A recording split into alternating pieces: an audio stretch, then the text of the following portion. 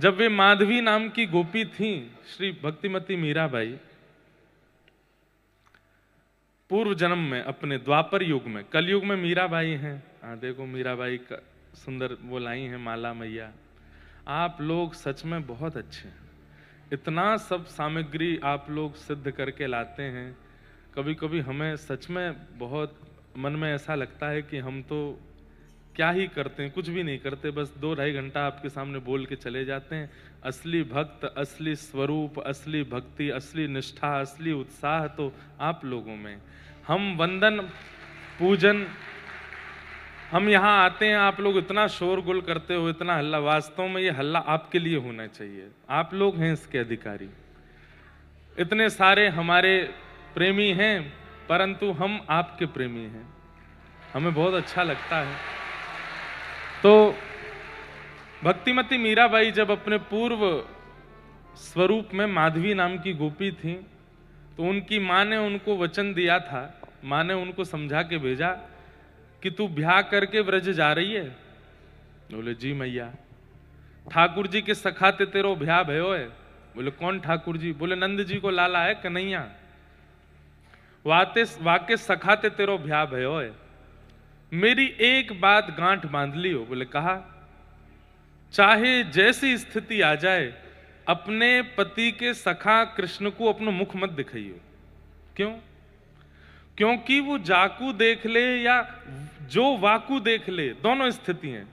ठाकुर जी जिसको देख ले या ठाकुर जी को जो देख ले, वो दोनों को अपना बना ले, तेरो पातिव्रत धर्म नष्ट है जाएगो। तो माधवी ने अपनी पल्लू में एक गांठ बांध ली। बोले मैया मेरो भी वचन है, चाहे जीवन भर पल्लू में ही बूढ़ी हैनो आ जाए, लेकिन वह कन्हैया को मुख नहीं दिखाऊंगी। बताओ, जिससे मुख छुपाना चाहिए उसको दिखाया, और जिससे मुख जिसको दिखाना चाहिए उससे छुपा रहे हैं।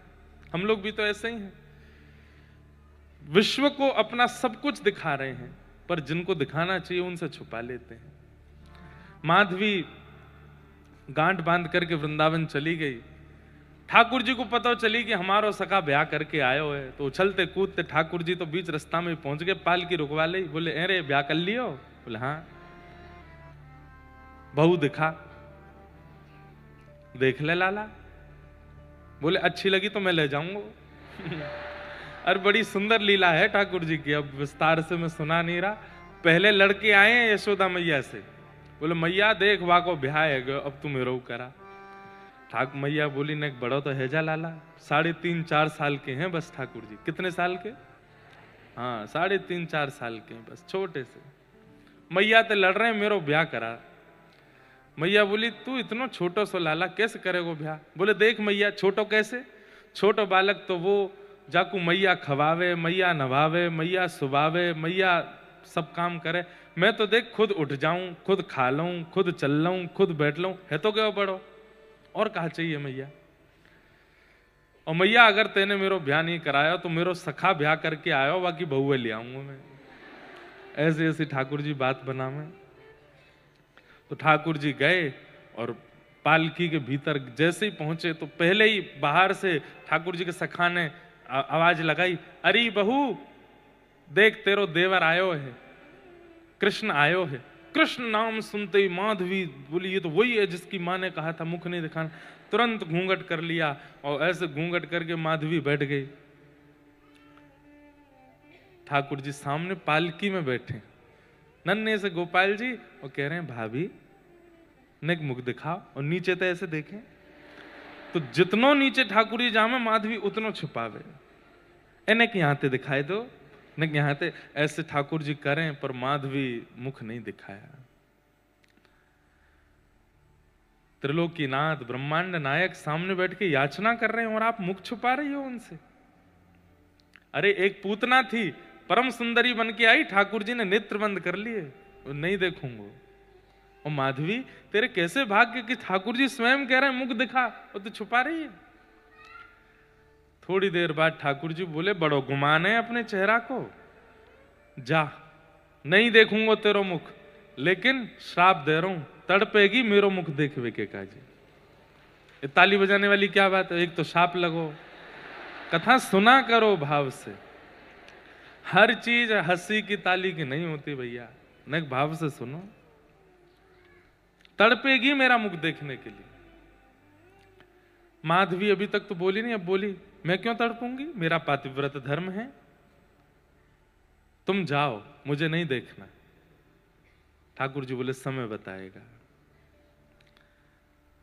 बंधुओं कहीं ना कहीं मुझे लगता है कि ये घटना सबके साथ हुई है। जब ऐसी स्थिति बन जाती है, हम तड़प रहे होते हैं ठाकुर जी को देखने के लिए, धाम जाने के लिए व्याकुल हो रहे होते हैं, चरित्र सुनने के लिए, कथा सुनने के लिए, और योजनाएं नहीं बन पाती। तो याद करिएगा कभी तो ऐसा कुछ हुआ है कि ठाकुर जी सन्मुख थे और हमने ही मुंह फेरा है, इसलिए ठाकुर जी फेर लेते हैं।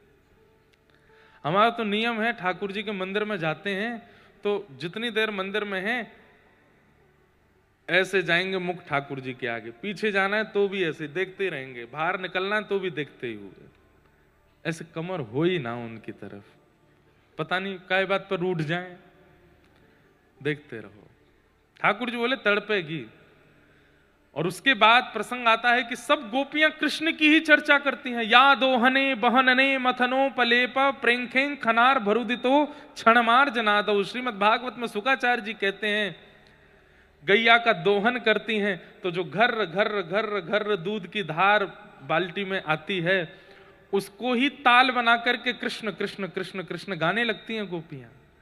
जब अपने घर में गोबर का चौका लगाती हैं तो पोंछा जब झर्र झर्र झर्र होता है उसी को ताल बना करके गोपियां कृष्ण कीर्तन करती हैं। जब कुआं से जल लेने के लिए जाती हैं तो रस्सी खींचते समय जो घर घर स्वर आता है उसी को ताल बना करके कृष्ण कृष्ण गाती हैं। हर क्षण गोपियों की चित्त वृत्ति में केवल कृष्ण है और कुछ नहीं।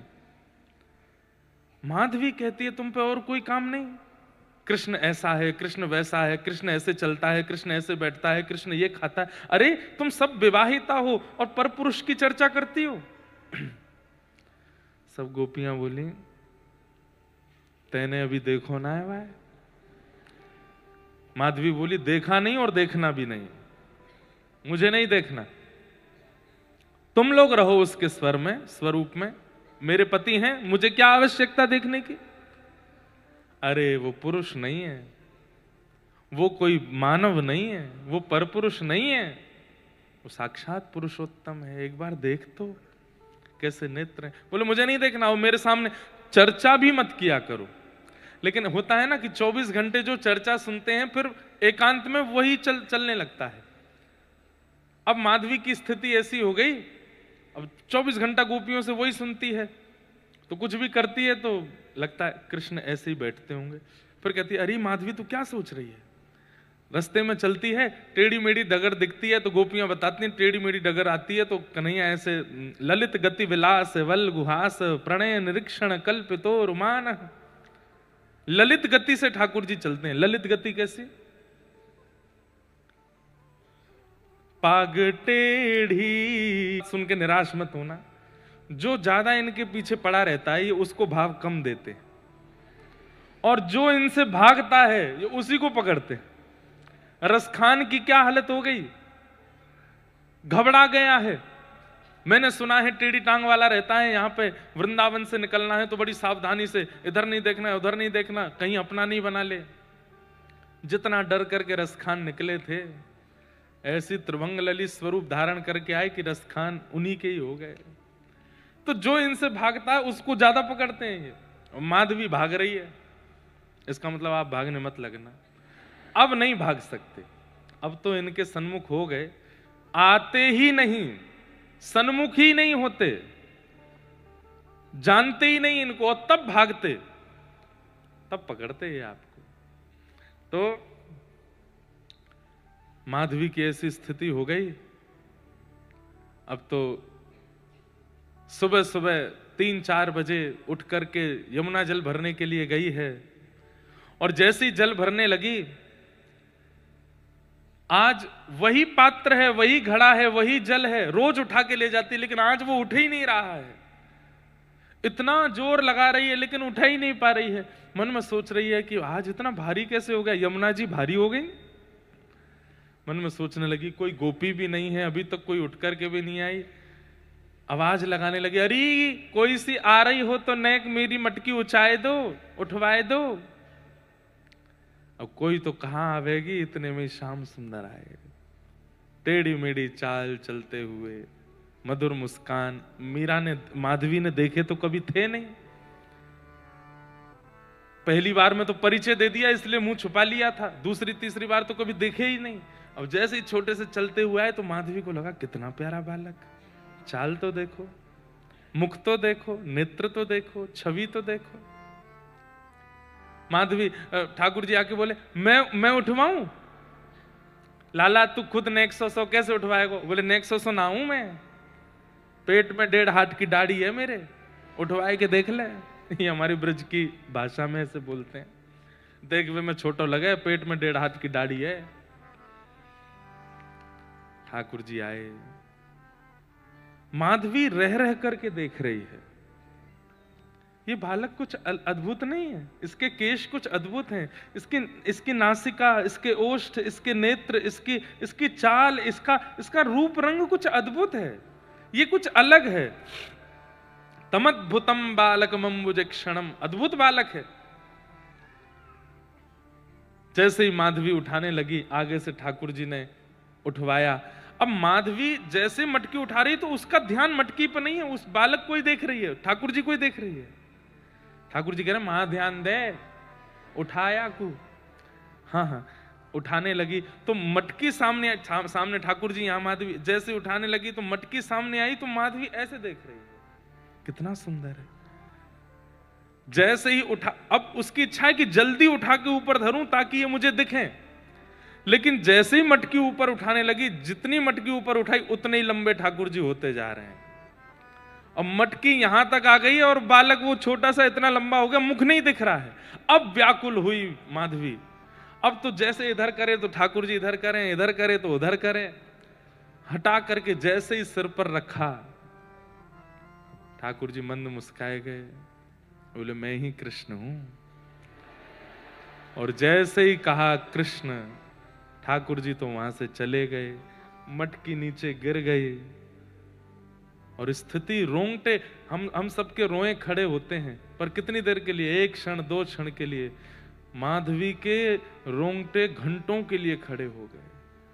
कभी सर्दी लगती है, कभी उसको गर्मी लगती है, कभी जाड़ा लगने लगता है, कभी कांपने लगती है, कभी घबराने लगती है। और घबरा किस लिए रही है कि कहां चले गए वो? अब तो ढूंढ रही है, जित देखूं उतित श्याममयी है। और तब मेरे मन का जो सितार है वो यही गीत गुनगुनाता है, यही पद जो आप गाते हैं। एक बार सुनिए, मैं गा सकता हूं पर मेरा भाव है कि आपसे सुनूं और आप भी सुनो। माधवी की स्थिति क्या है जब से ठाकुर जी को देखा है।